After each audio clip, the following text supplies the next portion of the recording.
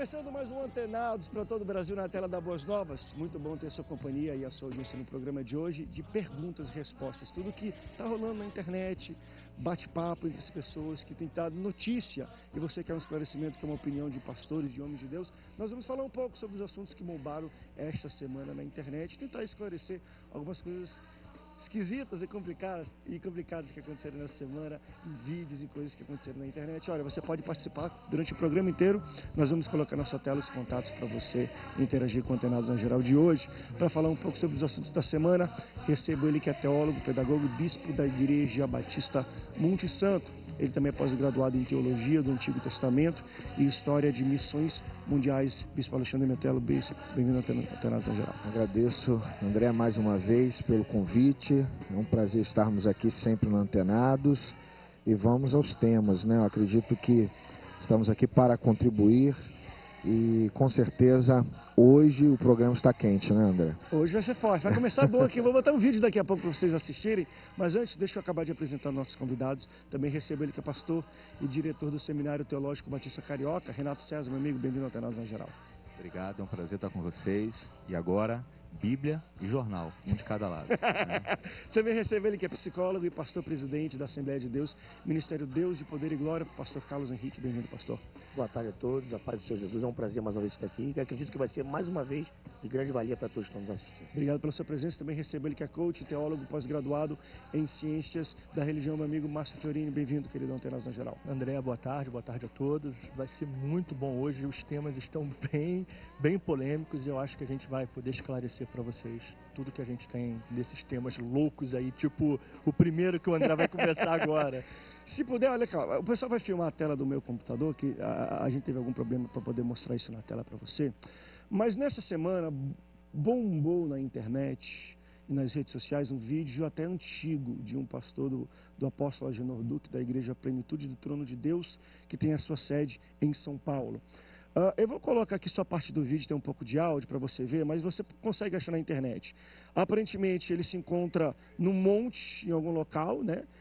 E ele aponta e fala, parece que ele tem algum tipo de desentendimento com algum outro líder que o acusou de ser um falso profeta, enfim, de várias outras coisas, até falou a questão de cocaína ou drogado. Ele fala, olha, você está me blasfemando contra mim, falando mal contra mim, e enfim, em 3 dias, se eu sou homem de Deus, em 3 dias, ou eu morro, porque você está com razão, ou Deus vai pesar a mão sobre ti, diz o Senhor. E no final ele fala assim, você está amaldiçoado.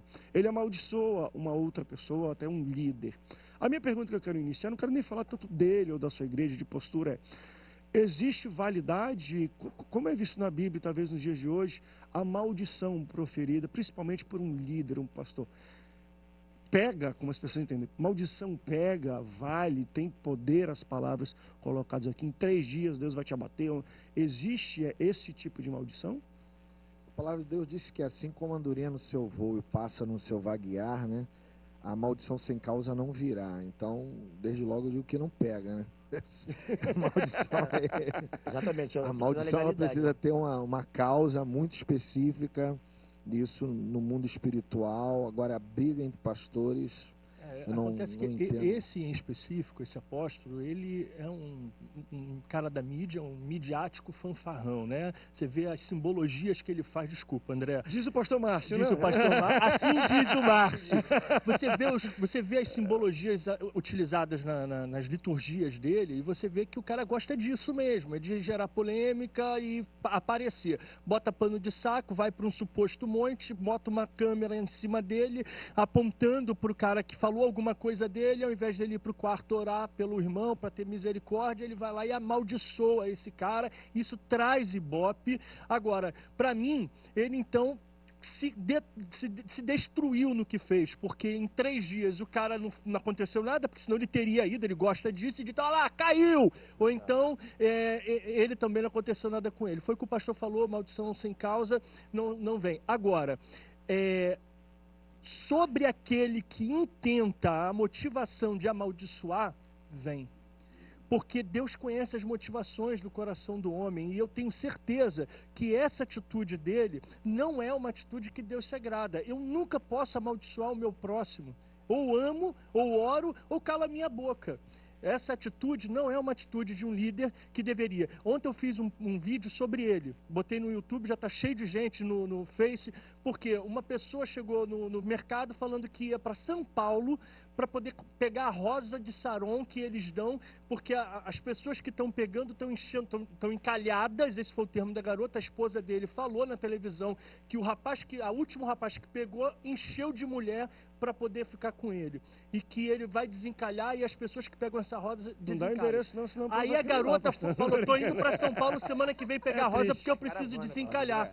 Me desculpa, é um homem que usa de simbologias e de misticismo para fazer... Enquanto eu estava mostrando esse vídeo aqui antes de começar o Antenados Geral, foi interessante o pastor Renato aqui do meu lado. Pelo menos eu vi ele repetir, não vi a expressão dele, mas foi quando ele falou tudo isso, porque não sei o que, 3 dias, diz o Senhor. Aí porque é o seguinte... Existe uma historiadora muito boa, chamada Elaine Pagels. Ela trabalha sobre o tema de endemonização. Ela tem um livro chamado As Origens de Satanás. Maravilhoso. E a Elaine Pagels, ela fala uma coisa muito interessante. Ela diz sobre endemonização do adversário. É quando eu endemonizo tudo aquilo que é contra aquilo que eu acredito. Então o camarada sofreu algum tipo de oposição e ele entende que ele está com Deus, então automaticamente o outro está com o diabo. Aí ele diz, bom, se o outro está com o diabo, eu tenho o direito, em nome de Deus, de amaldiçoá-lo.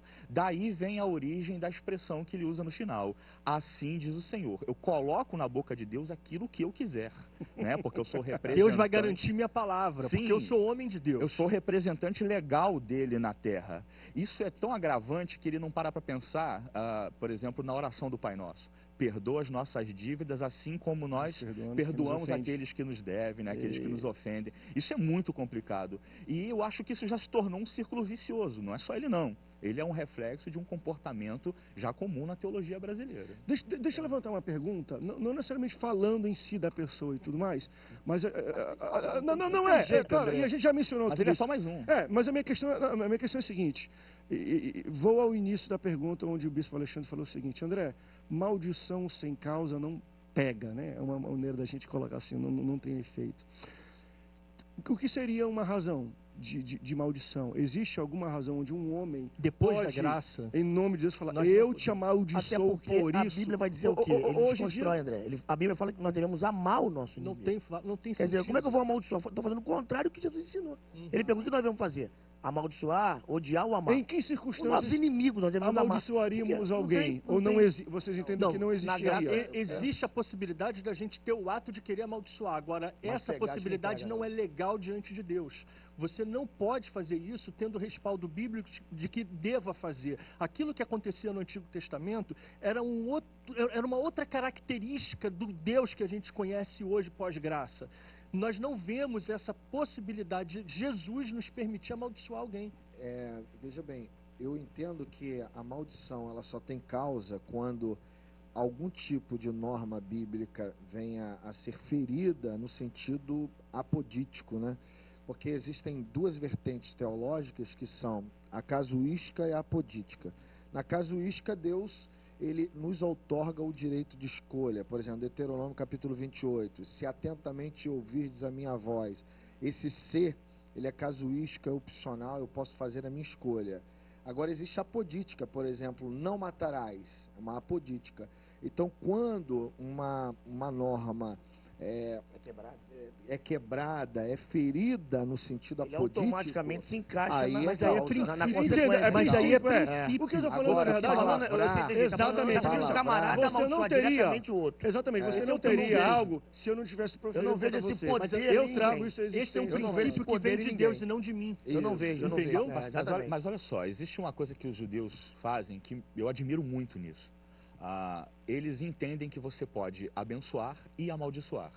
Porém, o processo de preparação para você liberar uma maldição, é 72 horas de jejum, onde você ora, se preparando para amaldiçoar. Por quê? Porque talvez dentro dessas 72 horas você reavalia isso e recua na condição de talvez... Eu começo porque nós muitas vezes somos levados pelo afã do momento. Crente eu estou irritado. Não, de verdade. Eu estou irritado e aí sou levado pelo ódio. Quantas vezes a gente encontra uma mãe dizendo, vá para o diabo que te carregue, falar isso para um filho? Isso é o quê?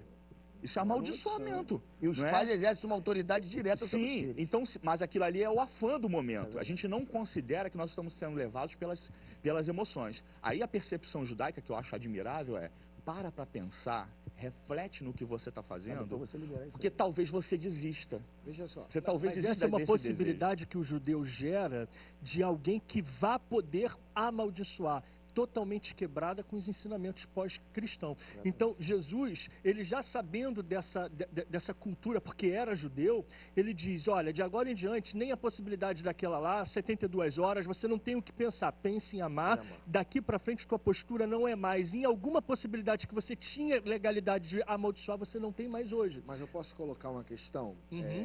Pensar que na graça a maldição inexiste e não ocorre, eu acho que... É infantil. Seria uma interpretação pesada, impediente de alçar voo. Porque o apóstolo Paulo amaldiçoou.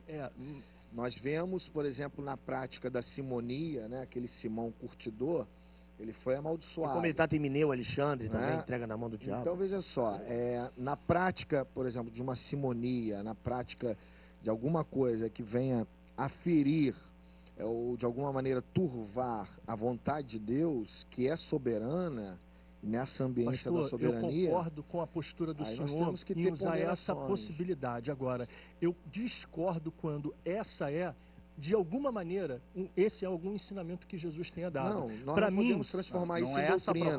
Não é essa a proposta. Até porque nós temos que levar em consideração o seguinte, o Deus de Abraão, que é o Deus e Pai do nosso Senhor e Salvador Jesus Cristo, ele disse o seguinte, eu amaldiçoarei os que te amaldiçoarem. Exato. Então ele puxa a responsabilidade para ele. Deus assume a responsabilidade disso. Então eu acredito que trazer para a gente mas isso daí já o não mérito é graça, de juiz... Estávamos na lei nisso aí. Mas eu, em particular, como teólogo, não crio essa percepção, porque a graça é citada 248 vezes no Antigo Testamento. Então, assim, eu não quero me focar nessa percepção, mas focar na percepção de que o Deus do Antigo Testamento é o do Novo Testamento. E o Deus da Bíblia, ele puxa para si mesmo a responsabilidade de amaldiçoar. Eu visitarei a iniquidade dos pais nos filhos até terceira e quarta geração daqueles que me aborrecem. É melhor você deixar a responsabilidade com Deus do que você puxar essa responsabilidade. É o caso, por exemplo, do julgamento. Quando eu julgo, eu estou puxando uma responsabilidade que foi delegada a Jesus. Para que eu vou assumir fazer uma ponderação, André? Olha só. Eu entendi mais ou menos, só porque o pastor falou uma coisa, assim, para eu também amarrar o meu entendimento. Eu vejo que é uma consequência e a coisa já está pronta. O pastor falou mais ou menos assim. A coisa está pronta. A escolha da pessoa vai incidir no que ela vai receber. Exatamente. Eu vejo dessa maneira. Mas vejo dessa maneira. Mas esse que eu entendo assim, claramente, na graça, ou até mesmo na lei, que não tem alguém que possa chegar, como esse camarada está falando, vou falar dele, não tem jeito, eu tenho que ir para ele.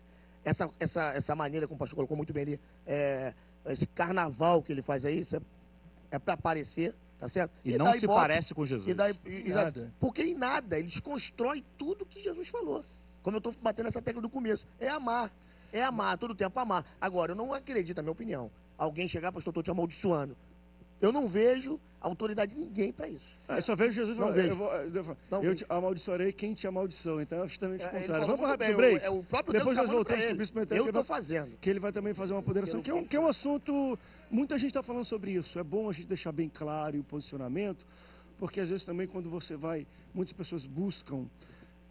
como é que eu posso falar? Buscam base contrária ou estudo em cima dos comentários nos sites. E, meu irmão, quando o pessoal comenta em site, a briga fica pior ainda. Então é bom a gente ter esse tipo de papo alto nível para a gente falar, olha, o que a Bíblia fala? Vamos ponderar e entender onde se coloca esse tipo de atitude. Vamos para um rápido break, daqui a pouco a gente volta. Não sai daí, o Antenados volta já já.